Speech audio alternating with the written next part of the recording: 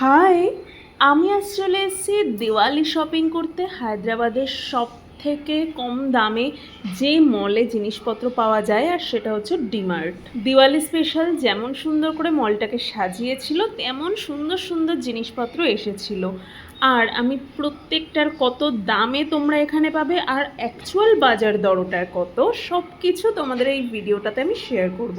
এখন দেখতে পাচ্ছ সব ড্রাই ফ্রুটসের এগুলো গিফট প্যাক, যেটা 702 টাকা বাজার দর, সেটা এখানে তুমি পেয়ে যাবে 320 টাকায়। মানে বুঝতে পারছো যে কতটা কম দামে এখান থেকে জিনিসপত্র পাওয়া যায়। মেনলি ড্রাই ফ্রুটস আর চকলেটেরই বিভিন্ন রকম প্যাক ছিল। তারপর আমি চলে গেছিলাম যেদিকে বিভিন্ন ধরনের মোমবাতি স্ট্যান্ডগুলো দেখো কি কিউট কিউট। আমার তো এটাকে প্রচুর পছন্দ হয়েছিল, পাতার ওপরে একটা প্রজাপতি বসে। আর বিভিন্ন রকম লাইটনিং মানে ইলেকট্রিক্যাল মোমবাতিও এখানে বিক্রি হচ্ছিল। আর এটা হচ্ছে লক্ষ্মী বা যে কোনো রকম ঠাকুর রাখার যে আসনগুলো হয় ওই আসন। আর এখানে কিন্তু প্রচুর টাইপের সেন্টেড ক্যান্ডেল বিক্রি হচ্ছিল, যেটা আমিও একটা নিয়ে এসেছি, বাট এখনও আমার জ্বালানো হয়নি। জ্বালিয়ে কালী পুজোতে দেখবো যে ওটার থেকে আদেও কি সেন্ট বেরোয় নাকি সবই ভুয়া।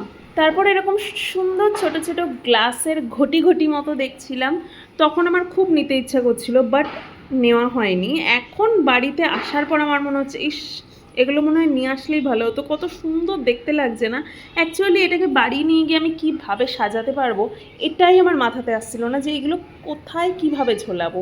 আর দেখো ড্রাই ফ্রুটসের বক্সগুলো কত সুন্দর সুন্দর। আমার তো মনে হচ্ছিল আমি নিয়ে যাই, এগুলোর মধ্যে আমি জুয়েলারি রেখে দেবো। ছোটুসা একদম পুচকে পুচকে এখানে বিভিন্ন রকম প্রদীপ, ঘণ্টা এগুলোও বিক্রি হচ্ছিল।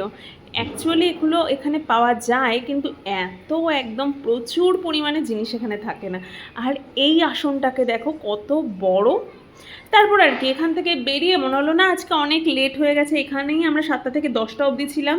এখান থেকে পিৎজা খেয়ে সোজা বাড়ি।